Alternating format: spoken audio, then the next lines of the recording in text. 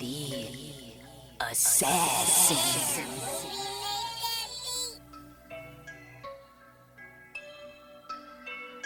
You know I break necks, call me Jack Tate. I have no regrets while your life is fading. I'm a crazy fuck equivalent to Satan. When I'm behind the mic, I feel like the greatest. You know I break necks, call me Jack Tate. I have no regrets while your life is fading. I'm a crazy fuck equivalent to Satan. When I'm behind the mic, I feel like the greatest. What up, y'all? You're listening to Sports Talk with Tropp, and I'm your host, Katie Tropp. Cry, Eagles, cry. You lost the Super Bowl. Cry, Eagles, cry. You guys are just assholes. Oh, man, that was hilarious shit right there. I can smell Philly burning from here since last night. Oh, my God, that was hilarious. But before we get in to Super Bowl 57 and the great choke that was the Philadelphia Eagles, I do want to start the show off by saying I am going to be going on vacation this upcoming weekend, so there will not be a show on Friday or Monday, and I will be back on Friday, February 24th with a brand new show. So, headed to Palm Springs just for a little long weekend. And gonna smoke a lot of weed because I will be in a legal state. So that's what I'll be doing. But anyways, let's get into Super Bowl 57. It was a battle between two good teams, but gotta say, overall, in my personal opinion, I thought it was a pretty boring ass game. There really wasn't any like key moments that are really going to stand out. I just kind of feel like this is going to be a Super Bowl that not a lot of people remember for many reasons, just because nothing really stood out. Congratulations to the Kansas City Chiefs. They are the Super Bowl champions. They won 38-35. They were down at one point at halftime by 10 points. So they made a huge comeback and really put together a really solid second half game. But as usual, I'm going to gripe about this every single fucking year because you're going to continue to shove it in my face every fucking single year. But I cannot stand how fucking long it takes just to get to the actual fucking game. First, we got to sit through all the goddamn pregame bullshit and analyze every fucking butthole out the goddamn ass.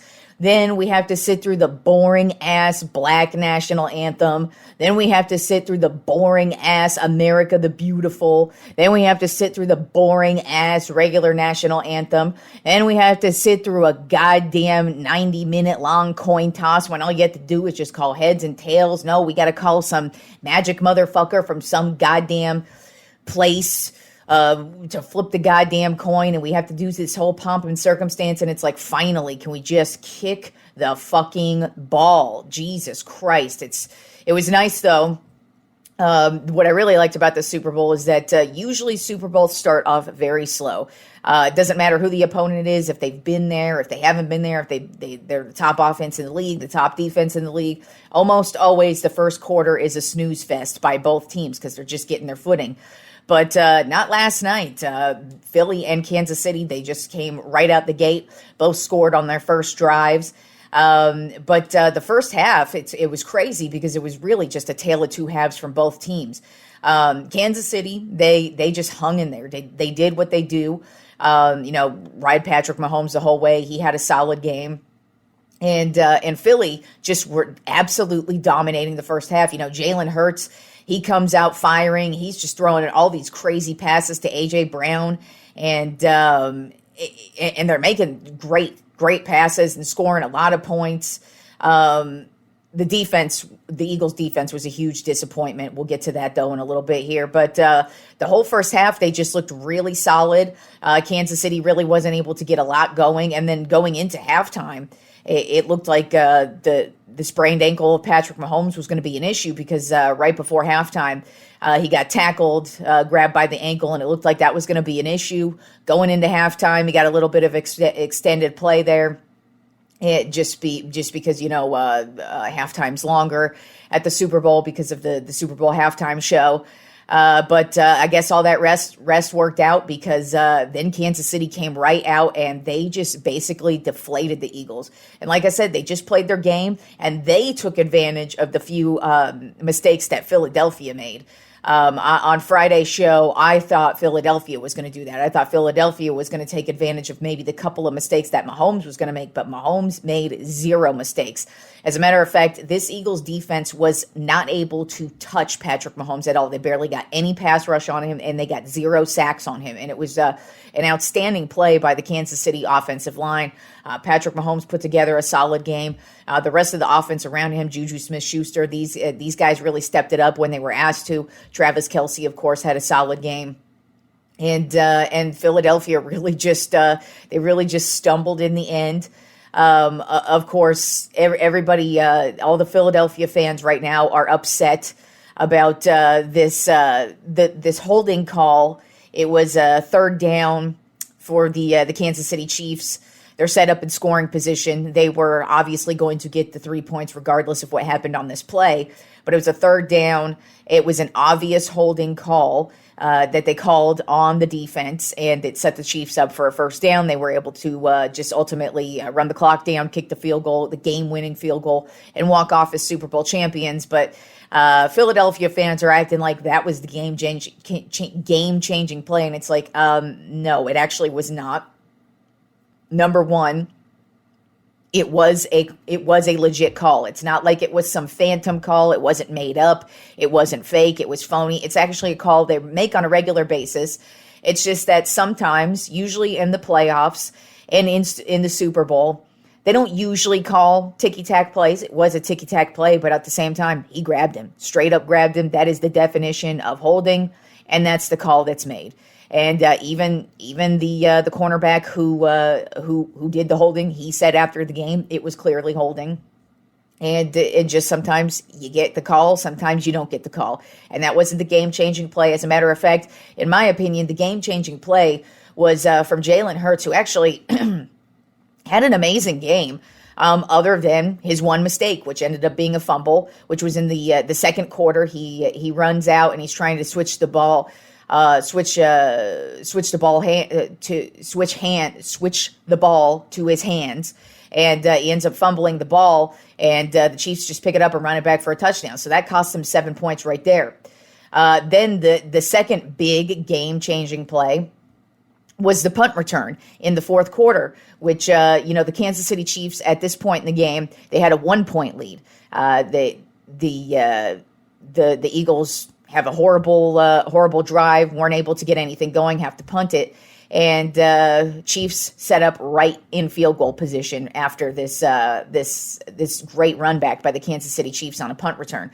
So that was the other thing that basically sealed the deal, because then the Chiefs were able to score a touchdown and go up 8 points at that point in the game. Then also, as I pointed out, the Eagles defense played a great disappearing act. Even in the first half, when the Eagles were playing really well, their defense didn't do shit. They got 0 pressure on Patrick Mahomes all day. They got 0 sacks on him. They weren't able to even come close to getting a turnover. They couldn't take Travis Kelce out of the game. And then they let Juju Smith-Schuster just take over in the second half. It was like they were a completely different defense than they were all season long. And then you got to give it up to the Kansas City defense. They played a phenomenal game because, this year the Eagles were led not only by Jalen Hurts, but by their ground attack. And their ground attack was completely irrelevant yesterday. Neither running back was able to get anything going, and Jalen Hurts wasn't really able to get anything going. He did end up having 70 yards on the ground and 3 rushing touchdowns. But overall, the Kansas City Chiefs defense did what they needed to do, and their offense did what they needed to do, and the better team got the win, and the Kansas City Chiefs walk away as Super Bowl champions. Patrick Mahomes, of course, was a Super Bowl MVP. He passed for 21. He went 21 for 27.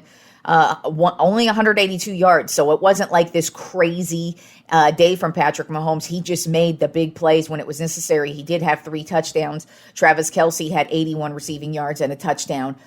So they just had a solid day. But honestly, Jalen Hurts probably had the best day. Other than that fumble, he went 27 for 38, 304 yards, and a total of 4 touchdowns, 3 rushing, 1 passing, and then 70 rushing yards on the night. So he really had probably the best game of his career. It's just that's the way the Super Bowl goes. If you make a couple of mistakes, because even outside of the fumble and that punt return, the Eagles also had a few penalties outside of the almighty last call that everybody's all up in arms over. But they had a couple other plays, a couple other penalties throughout the game that cost them on third downs and really set the Chiefs up in scoring position and to keep themselves in the game. And that was all they needed to do. And obviously, the better team won. You know, Patrick Mahomes had one of the best seasons of his already young career. But, I mean, he won the MVP this year. He won the Super Bowl. He won the Super Bowl MVP. And he just had a phenomenal year. So he just capped it off with the Super Bowl and the Kansas City Chiefs. Now we start talking about, are they the next dynasty? I mean, they're definitely the team to beat every year, kind of like the Patriots used to be when it was Tom Brady and Bill Belichick. Now it's kind of like that with the Chiefs, but they are now the Super Bowl champs. And all of us fans who did not see our team playing in yesterday's game, we all get to sit back and go, all right, now we can think about next year, and we are all 0-0, so we are all the next Super Bowl champs. But I did also want to talk about the halftime show with Rihanna. I thought she fucking killed it. I thought it was a great lineup of songs. And I just thought it was a good show from her. I was rocking out the whole time. And to me, the most irrelevant part was her being pregnant. Couldn't give 2 shits and a fuck about that shit. Pregnancy grosses me out, and I fucking hate children. That's why I've never participated in either one of those acts of getting pregnant or having kids, because don't want it. But she killed it, and it was a great halftime show. And like I said, I was pretty bored though overall with the game itself, just because I didn't really care for either team. I thought I was going to root for a team at some point, but no, I really was just more laughing at how the Eagles just completely choked, because the Eagles really did hand that one to the Chiefs. The Chiefs won, had a great game. They are absolutely 100% Super Bowl champs, but the Eagles had that in hand, and I don't know what they did at halftime. They must have, instead of focusing on the game, maybe they decided to go watch Rihanna and enjoy her halftime show, but they came out that second half and laid a complete egg, and the Chiefs came right out and did what the Chiefs do. And that is why they are now the Super Bowl champs and will be the defending champions heading into next season. All right, and now let's get into the Tropp 10 NBA Power Rankings, because now that football season is officially over, it is on to basketball. And hell, even this week is when pitchers and catchers report. And so baseball season is getting underway. So we're getting there. And then we also have college basketball. Unfortunately, though, this is like the worst time of year as a sports fan, because once the Super Bowl is over, we do, of course, have the NBA, and we do, of course, have college basketball. But they're not really competitive games until next month, until March Madness begins next month. And then, of course, once that's over, then we start the NBA playoffs. So this is pretty much no man's land right now for us sports fans. So now that the Super Bowl is over, it's on to basketball, and it's a pretty quiet time for sports. That's why it's a good time for me to take a vacation this weekend, because it's the NBA All-Star break too. So not a lot is going to be going on in sports. But I do have my Tropp 10 NBA Power Rankings this week, because we did have a fantastic week of basketball. And not a lot of movement. It's still pretty similar to last week. Very Eastern Conference heavy, as it has been the last 2 months now. But let's get it started with the number one ranked team this week would be the Milwaukee Bucks. Their overall record of 39-17, and right now they are on a 10-game winning streak, which is the longest winning streak in the league right now. This past week they beat the Portland Trail Blazers, the Los Angeles Lakers, and the Los Angeles Clippers. And it's just, as always, all about Giannis Antetokounmpo. But also, you gotta mention Brook Lopez, who's just having a phenomenal year in the paint. He continues to defend well. He continues to get a lot of blocks, and he continues to be a huge factor for this team, who I really think is kind of like the dark horse, even though they just won a championship just a couple years ago. And, Giannis is just a couple years removed from being the two-time MVP. So, I mean, it's kind of funny that nobody's really talking a lot about this team as a legit championship contender, but that's just because they're up in Milwaukee. But in my personal opinion, I kind of feel like they're the front runners because they have the experience, they have the great coaching staff, they play great on defense, they play great on offense, and then of course you have Giannis. So I just kind of feel like the Bucks right now, to me, are the top championship contender overall, not just in the East, but overall in the league. Then at number 2 on my Tropp 10 NBA Power Rankings, I have the Boston Celtics. Overall record of 41-16. They are on a 4-game winning streak right now. 6-4 in their last 10 games. This past week, they beat the Detroit Pistons, the Philadelphia 76ers, the Charlotte Hornets, and the Memphis Grizzlies. So they got 2 really big wins there against the 76ers and the Grizzlies.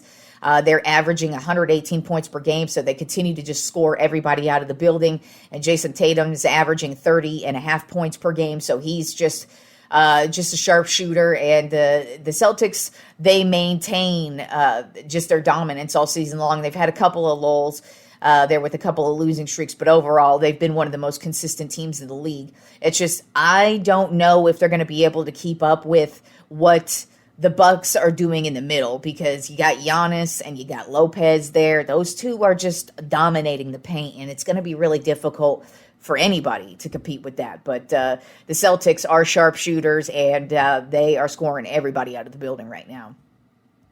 Then at number 3 on my Tropp 10 NBA Power Rankings are the Philadelphia 76ers. Overall record of 36-19. They are 7-3 in their last 10 games. This past week they lost to the Boston Celtics, but they did beat the New York Knicks and the Brooklyn Nets. And just Joel Embiid, he just continues to have his dominating season. He's leading the league right now in scoring. It's been basically switching back and forth between him and Luka all season as leading scorer. And then you also have James Harden, who ever since he's come back from injury, he's really been a sharpshooter. And they're really knocking down the threes, which is just crazy, because it's not just Harden who's knocking down the threes. It's like this entire team, including Embiid, are really sharpshooters when it comes to the three-pointers. And the free throws as well. They're great at the line. Then at number 4 on my Tropp 10 NBA Power Rankings, I have the Cleveland Cavaliers. Overall record of 37-22. They are currently on a 6-game winning streak and are 8-2 in their last 10 games. This past week they beat Washington, Detroit, New Orleans, and Chicago. They are a very streaky team, but overall I'd say the Cavaliers have been one of the most consistent teams this season, because they've pretty much they've just been hanging around. They did make a couple of moves at the trade deadline. We'll see what they're able to do in the second half of the season, because they've been pretty strong and surprising the first half of the season. So we'll see if they're able to maintain that post All-Star break. But they are looking really, really good right now. Then at number 5 on my Tropp 10 NBA Power Rankings are the Denver Nuggets. Overall record of 39-18. They are 6-4 in their last 10 games. As you'll notice, this is my first Western Conference team that's getting mentioned in my Tropp 10 this week. The Nuggets this week, they beat the Minnesota Timberwolves, the Charlotte Hornets, and lost to the Orlando Magic. They are, speaking of scoring, like they not only do they score a lot, but they're extremely efficient. They're first in field goal percentage with 51%, and then also first in three-point percentage, hitting 39.3% of their three-pointers. So they're really just efficient. Jokic, he's just the triple-double king right now. He's making a play for his third straight MVP. I don't know if a lot of us really take the Denver Nuggets seriously, though, as a championship contender, but really, who knows? The Western Conference, in my opinion, is completely up for grabs. Because something I did forget to mention last week, which is still rings true in my NBA power rankings this week, is that the Memphis Grizzlies completely just careened out of my top 10 last week. Because they're just playing like shit, and they're not back in the top 10 this week because they still are playing like shit. At first they were the top team in the Western Conference, and then all of a sudden they have been hit by the injury bug. But they, even with Ja, they really have not looked that good at all. So I mean, while the Nuggets, I don't know if I consider them a legit championship contender. Who knows at this point, because I feel like the West is just up for grabs with anybody, especially now that Kevin Durant was traded to Phoenix as well. Then at number 6 on my top 10 NBA power rankings of the Miami Heat, overall record of 32-25. They are currently on a 3-game winning streak and 7-3 in their last 10 games. This past week, they beat the Indiana Pacers, the Houston Oilers, the Houston Rockets, and the Orlando Magic. This team is very streaky as well, but they are on some right now. They played a good solid week. Hero has actually been a hero for Miami. Whenever Butler's had a couple of games where he's missed some time, Adebayo's really stepped up. But it kind of feels like when Butler is out or not really having a good game, Hero really steps it up, and he's really just become a superstar for the Heat. He turned it on a few years ago, back in 2020, his rookie season, when in the finals against the Lakers. He actually, that whole playoff run, he really started to make a name for himself. Then kind of fell off last year, but he's really stepped it up this year. And the Heat currently on a nice little winning streak right now. Then at number 7 on my top 10 NBA power rankings of the Phoenix Suns, overall record of 31-27, 7-3 in their last 10 games. This past week, they beat the Brooklyn Nets and the Indiana Pacers, and then lost to the Atlanta Hawks. Really, this team, obviously, they've fallen off the face of the earth as well, mostly because of the Devin Booker injury, but he is finally back this past week. So that brings in all their scoring power there, but they also made the huge trade this week for Kevin Durant. He's going to make his debut this week.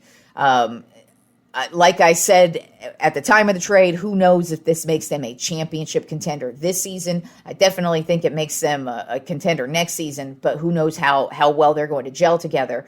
But the good thing is that, Durant and Booker, they both tend to get those injuries every once in a while where they miss like a week or two. And so I kind of feel like when one's injured, the other one will take over. So I feel like this is a very good insurance policy for the Suns.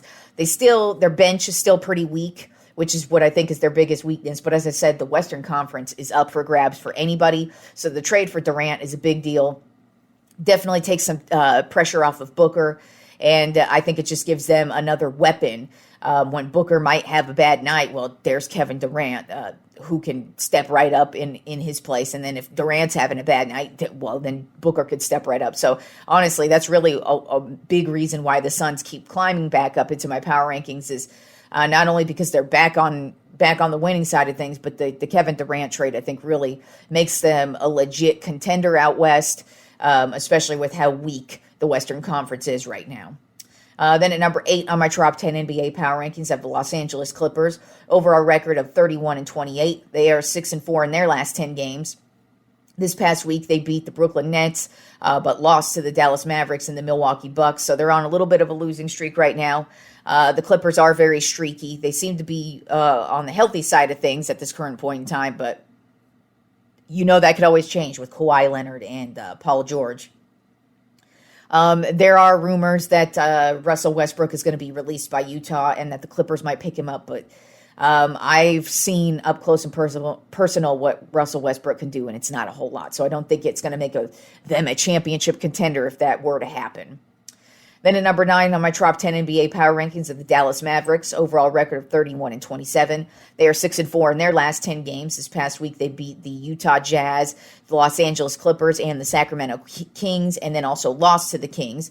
And Kyrie Irving right now is fitting right in. He's got his diapers on, so he hasn't shit his diapers just yet and thrown his little temper tantrum in Dallas. I I kind of have a feeling he's going to save the temper tantrum for the offseason and probably play pretty well the second half here for the Mavericks.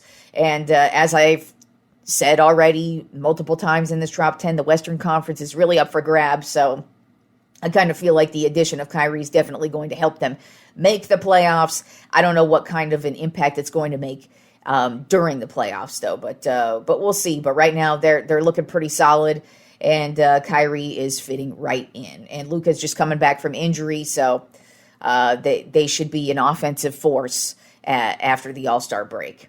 And then rounding out my top 10 this week are the New York Knicks. Overall record of 31-27. They are 6-4 in their last 10 games. This past week, they beat the Orlando Magic and the Utah Jazz and lost to the Philadelphia 76ers. This team is very, very scrappy, and it's all about this Jalen Brunson guy. I mean, he's just...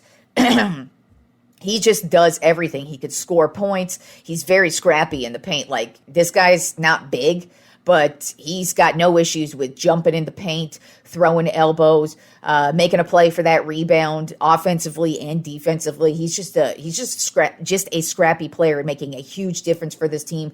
And then, of course, Julius Randle. He's just really being the dominating force for the Knicks, and they're actually having a pretty solid season so far. And speaking of solid seasons, but not in a good way, the San Antonio Spurs have taken like a giant solid shit this season. They are currently on a 12-game losing streak. I mean, this team is pathetic as hell. And I mean, the Spurs used to be like one of the top teams in the league, and I mean, they've been irrelevant since Tim Duncan retired. Hell, even his last season wasn't that great, but I mean, they've just been absolutely atrocious since Tim Duncan retired, and this season has been, I thought they were really bad last year, but this season they are just unwatchable, and that says a lot because, you know, I live in Austin, so I get all the Spurs games, and I do watch a lot, or at least I used to watch a lot of Spurs games, but these last couple of years I really haven't turned on the Spurs games unless they're playing the Lakers, and even then, it's not really worth it because both of them fucking suck. Because you know where the Lakers are?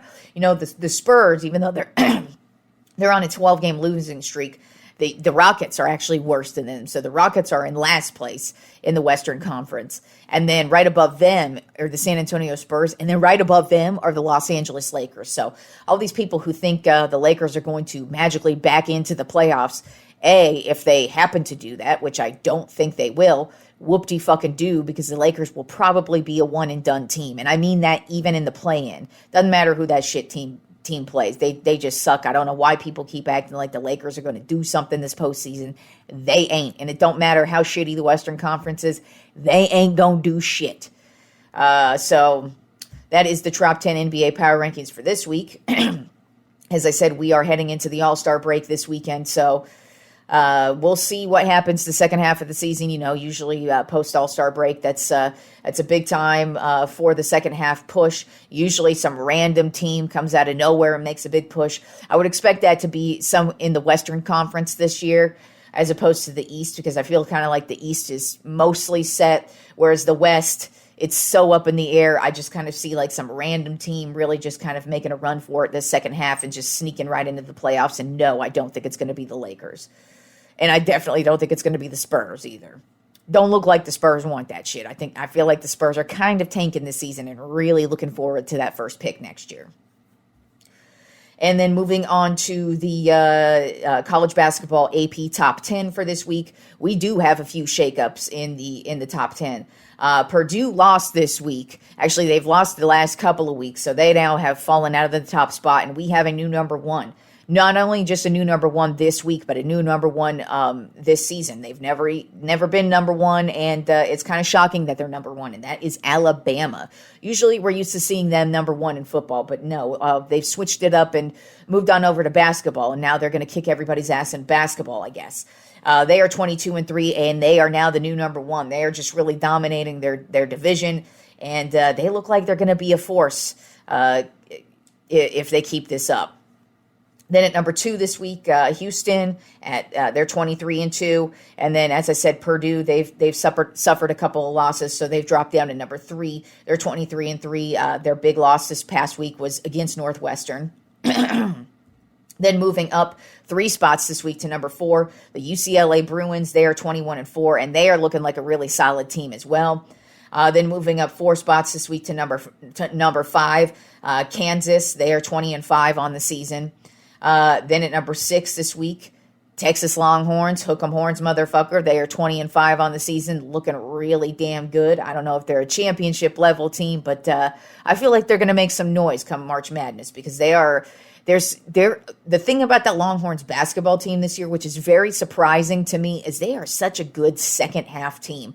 They have gone into halftime multiple times this season down, and they come right back in the second half and make a nice run for it. So I kind of feel like people better watch out for the Longhorns. Not saying they're going to win a championship, but I feel like they're going to make some noise come March Madness time. Then at number 7 this week, Virginia is 19-4. Then Arizona dropping quite a bit this week at number 8. They are 22-4. They suffered a big loss to Stanford this weekend. Then moving up 5 spots this week to number 9, Baylor. They're 19-6. And then dropping huge is also Tennessee. They've dropped down to number 10. They're 19-6 because they suffered a big loss to Mizzou this week. And then also in some random, stupid college basketball news, New Mexico State has suspended their entire men's basketball season for the rest of the season due to hazing. And this has actually been it's always been around, but it's been it's become more and more violent as the years have gone on. I mean, as I said, hazing has always gone on. Now, in my life, first of all, I never participated in sports, and I'm honestly not a person you can haze. I'm a total fucking cunt, and I will slit your goddamn throat if you want to fuck with me, and I ain't even kidding. I don't care how big you are. I don't care who you think you is. You ain't fucking with me. But that's just another story, and that's just me. But in sports, hazing has it's just only gotten worse and worse over the years. And this situation that happened with New Mexico State, unfortunately, is something that we've been hearing about a lot. So basically, they haven't released any names, but basically three guys were hazing one guy, and they were doing that really disgustingly gay shit, which I just find so amusing because it's usually these dudes in the locker room who are super homophobic, and they're always like, I hate you gay dudes, and blah, blah, blah, and they're always talking about acting like they're the most macho guy in the room, but yet when they're hazing, they're doing the gayest shit. I mean, for real. And so in this case, they were like pulling down his pants and like slapping his ass and playing with his balls and stuff and doing very embarrassing shit. But whenever I read that shit, I'm like, A, what is wrong with you? And B, you better not be claiming to be straight because this sounds pretty fucking gay to me. And so this has, there's an investigation going on right now with New Mexico State in this situation, and they've just decided to completely cut the whole season off. So congratulations to the closeted gay kids for hazing somebody for no apparent reason. I just don't understand hazing, especially these days. I mean, I've read so many horrible stories about like them sticking random weird objects in other dudes' buttholes and like doing random weird things with their dicks. And I'm just like, this is so gay and so fucking weird. And I don't understand why you need to do this. I don't understand how this makes you a better player or more of a team when you haze. And so now New Mexico State will not be playing basketball at all this season due to some idiots, absolute idiocy. And then also with this same exact team, earlier in the season, they actually had one of their players suspended because he was accused of shooting and murdering somebody. So New Mexico State men's basketball team apparently has some issues, not just in the hazing department, but in the character department, apparently. So there will be no basketball for New Mexico State. But as I said, with this hazing thing, it's grown more and more violent and more weird over the years, and I just don't understand it. I know I don't understand it because I'm just not a group thinker. I don't believe in in joining groups and people telling me what to do. That shit doesn't fly with me, but and I'm not the type of person who would ever do that to somebody. I don't understand how sticking a pool stick in somebody's butthole and then breaking it off, which is an actual story from many years ago. I want to say that's from like 10 years ago. I think it was in Tennessee, if I seem to recall. Now, I've read actually a couple stories like that. But yes, there was one where they literally stuck a pool cue in a kid's butthole and broke it off. Why you need to do that? How is that team building? I don't get it. But I know that's a great uplifting note to end the show on. But I just felt like I had to touch on it. One, just because it's very shocking that an entire season is gone now for a basketball team. They had to suspend the whole season for that. But I also just wanted to think about how, or just throw it out there, how not only weird it is and how super fucking gay it is. Because if you are a dude who hazes a dude and is like tickling his butthole and his balls, that's super gay. Like, there's no way around it. That's super fucking gay. So, yeah. But that's how we're ending the show, on that beautiful note of buttholes being, pool cues being broken off in buttholes. I know. I get it. But that's what these college students do these days. Butt chuggers and all that kind of shit. They're very obsessed with buttholes, apparently. So, I guess that's why they're all a bunch of assholes. But on that note, enjoy the very light week of sports. As I said, I will be gone on a very long weekend, on a nice little vacation in Palm Springs, California, smoking a whole lot of weed and just enjoying my time. So I will talk to you guys when I get back on Friday, February 24th, and enjoy the light, very light week of sports. Peace out, fools.